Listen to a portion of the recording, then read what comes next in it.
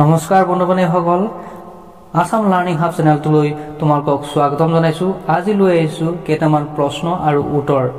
পৰীক্ষা সমাগত 15 তাৰিখৰ পৰা পৰীক্ষা আৰম্ভ হ'ব আৰু বিভিন্ন ধৰণৰ পদ খালী হৈছে বিভিন্ন বিভাগত। তোমালোকক ইতিমধ্যে মই অৱগত কৰাইছো বা মই ভিডিঅ' হিচাপে দিছো, সেইখিনি গৈ চাবা ক'ত ক'ত কেনেদৰে এপ্লাই কৰিব পাৰি আৰু কুৱেশ্যন এনচাৰবিলাক যেনে জেনেৰেল নলেজবিলাক তোমালোকে ভালদৰে অলপ মন পুতি চাবা, শুনিবা আৰু পৰীক্ষা ভালদৰে দিবা। তে আজি ভিডিঅ'টো আমি আৰম্ভ কৰিবলৈ আহিছোঁ, তাৰ আগতে লাইক এটা নিশ্চয় কৰি দিবা। আজি প্ৰথম প্ৰশ্ন, গুৱাহাটী মহানগৰীৰ দক্ষিণ প্ৰান্তৰ সন্ধ্যাচল পাহাৰত অৱস্থিত বশিষ্ঠ মুনিয়ে বাস কৰা ঠাইখনৰ নাম কি?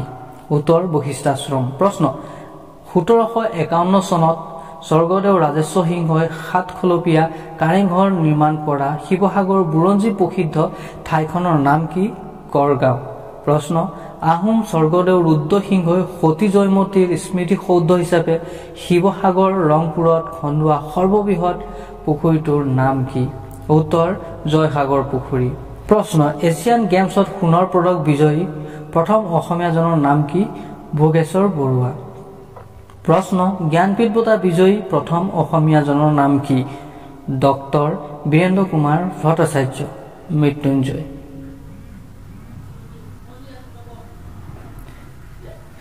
নেক্সট প্ৰশ্ন, ভাৰতবৰ্ষৰ ৰাষ্ট্ৰপতি হোৱাৰ প্ৰথম অসমীয়াজনৰ নাম কি? ডক্টৰ ফখৰুদ্দিন আলী আহমেদ।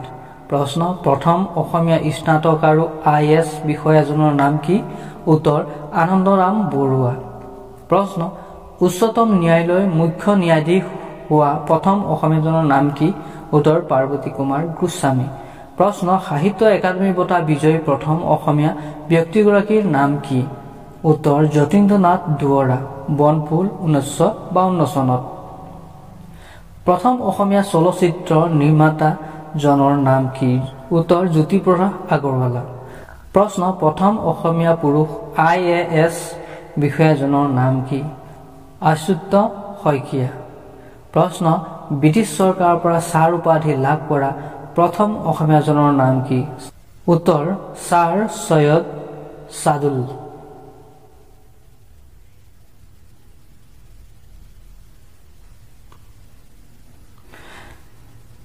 নেক্সট প্ৰশ্ন, অসমৰ প্ৰথম প্ৰশিক্ষণপ্ৰাপ্ত বিমান চালক কোন আছিল? মহানন্দ দাস। প্ৰশ্ন, গহপুৰত 1928 চনত জন্মগ্ৰহণ কৰা আৰু জাতীয় পতাকা উৰুৱাব খোজাৰ অপৰাধত গহপুৰ থানাত ব্ৰিটিছৰ গুলীত মৃত্যুবৰণ কৰা অসমৰ শ্বহীদ বীৰংগনা গৰাকী কোন আছিল? উত্তৰ কনকলতা বৰুৱা।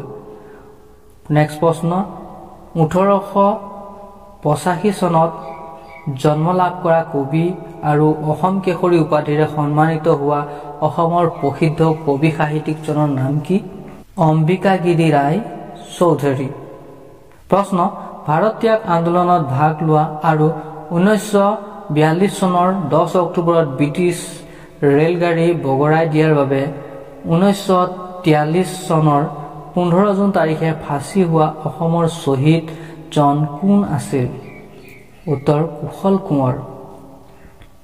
প্ৰশ্ন, অসমীয়া চলচ্চিত্ৰৰ জনক প্ৰসিদ্ধ গীতিকাৰ সু অভিনেতা আৰু প্ৰথম অসমীয়া চলচ্চিত্ৰ জয়মতীৰ নিৰ্মাতা তথা শোণিত কুঁৱৰী নাটৰ পৰিচালকজনৰ নাম কি? জ্যোতিপ্ৰসাদ আগৰৱালা। প্ৰশ্ন, 1449 চনত জন্মগ্ৰহণ কৰা অসমীয়া সাহিত্যৰ ভেটি প্ৰতিষ্ঠা কৰা বৈষ্ণৱ ধৰ্মৰ প্ৰৱৰ্তন তথা অসমৰ ধৰ্ম সমাজ সুকুমাৰ কলাৰ প্ৰতিষ্ঠাপক কোন? উত্তৰ শ্ৰীমন্ত শংকৰদেৱ। প্ৰশ্ন, 1850 চনত গুৱাহাটীত জন্মা অসমৰ প্ৰথম স্নাতক বেৰিষ্টাৰ ICS আৰু নাগাৰ্থ সংগ্ৰহ নামৰ বৃহৎ সংস্কৃত ব্যাকৰণৰ তৃতীয় খণ্ডটো ইংৰাজীলৈ অনুবাদ কৰা অসমীয়া পণ্ডিতজন কোন? উত্তৰ আনন্দৰাম বৰুৱা। প্ৰশ্ন, একেধাৰে কবি সাহিত্যিক নাট্যকাৰ সংগীত নৃত্যবিদ অভিনেতা গৰাকীৰ জন্ম 1909 চনৰ 31 জানুৱাৰীত হৈছিল। ভাৰতৰ শ্ৰেষ্ঠ কলাবিদ আৰু কলাগুৰু উপাধিৰে বিভূষিত এইগৰাকী ব্যক্তি কোন? বিষ্ণুপ্ৰসাদ ৰাভা। নেক্সট প্ৰশ্ন, উত্তৰ পূৰ্বাঞ্চলৰ বিজ্ঞান আৰু ঔদ্যোগিক গৱেষণা পৰিষদৰ আঞ্চলিক পৰীক্ষাগাৰ অসমৰ ক'ত অৱস্থিত? যোৰহাটত। কোনখন অসমৰ একমাত্ৰ পাহাৰীয়া চহৰ? হাফলং। প্ৰশ্ন, নগাঁৱৰ পুৰণি নাম কি? খাগুৰিজান। প্ৰশ্ন, কাক বনফুলৰ কবি নামেৰে জনা যায়? যতীন্দ্ৰনাথ দুৱৰা। প্ৰশ্ন, উজনি অসমৰ কোনখন চহৰক প্ৰদেশৰ বহুতো জিলাৰ দুৱাৰমুখ বুলি কোৱা হয়? ডিব্ৰুগড়। প্ৰশ্ন, কোনখন ঠাইক মানচেষ্টাৰ অফ ইষ্ট নামেৰে জনা যায়? মাজুলী। অসমৰ বৰপেটা কিহৰ বাবে বিখ্যাত?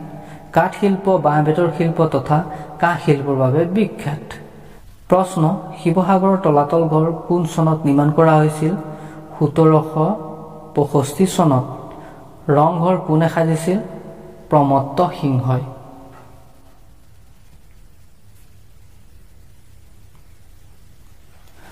অসমৰ ৰাজ্যিক সংগ্ৰহালয় ক'ত অৱস্থিত? গুৱাহাটীত।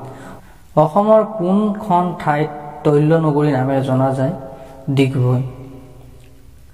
অসমৰ কোনখন ঠাইক শাশ্বত প্ৰেমৰ নগৰী বুলি জনা যায়? তেজপুৰ। ৰাজেশ্বৰ সিংহই কাৰেংঘৰ কিমান চনত নিৰ্মাণ কৰিছিল? 1752 চনত। দীঘলী পুখুৰীটো কিয় খন্দা হৈছিল? কামৰূপৰ ৰজা ভগদত্তই তেওঁৰ জীয়েকৰ বিয়াৰ সময়ত পানী তোলা অনুষ্ঠানৰ সুবিধাৰ্থে দীঘলী পুখুৰীটো খন্দাইছিল। সুমেৰু মহাদেশত উপস্থিত হোৱা প্ৰথম অসমীয়া বিজ্ঞানীজন কোন? ৰাঘৱ চন্দ্ৰ ডেকা। গুৱাহাটী বিশ্ববিদ্যালয়ৰ পৰা ডক্টৰেট ডিগ্ৰী লাভ কৰা প্ৰথমজন অসমীয়া কোন? ডক্টৰ সত্যেন্দ্ৰনাথ শৰ্মা।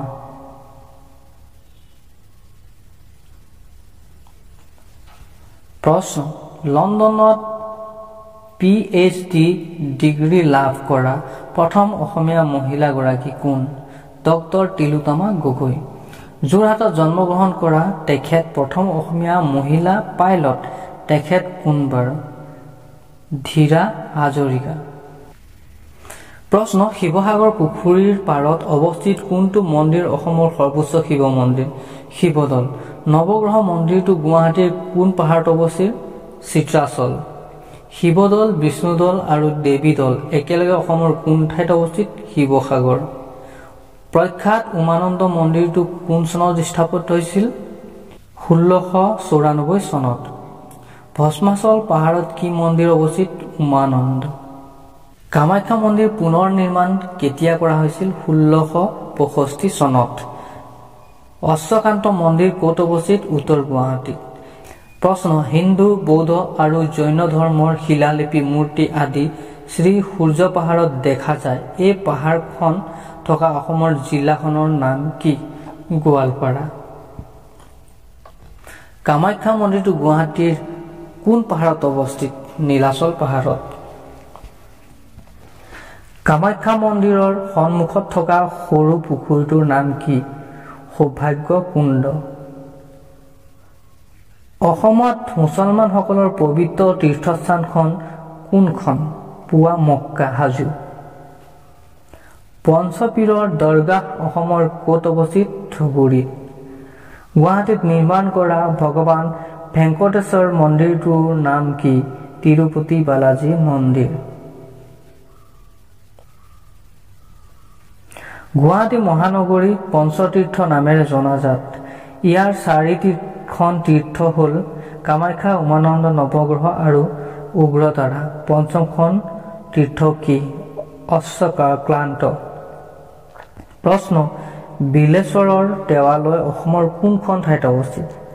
বেলচৰ, নলবাৰীত। গোপেশ্বৰ দেৱালয় ক'ত আৰু কিহৰ বাবে বিখ্যাত? উত্তৰ তেজপুৰত আৰু ইয়াত থকা পানীৰ তলৰ শিৱলিংগৰ বাবে ই বিখ্যাত।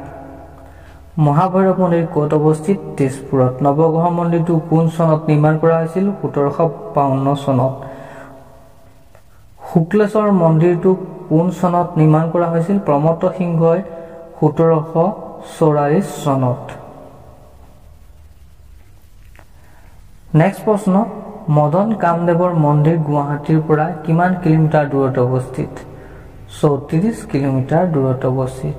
তো বন্ধু বান্ধৱীসকল আজিৰ ভিডিঅ'টো ইমানতে শেষ কৰিছোঁ আৰু লগ পাম নেক্সট ভিডিঅ'ত আহি আছে নতুন ভিডিঅ' চাই থাকিবা সাবস্ক্ৰাইব কৰা নাই যদি চেনেলটো সাবস্ক্ৰাইব কৰি দিবা আৰু ফলো কৰিবলৈ নাপাহৰিবা ধন্যবাদ লগ পাম নেক্সট ভিডিঅ'ত জয় আই অসম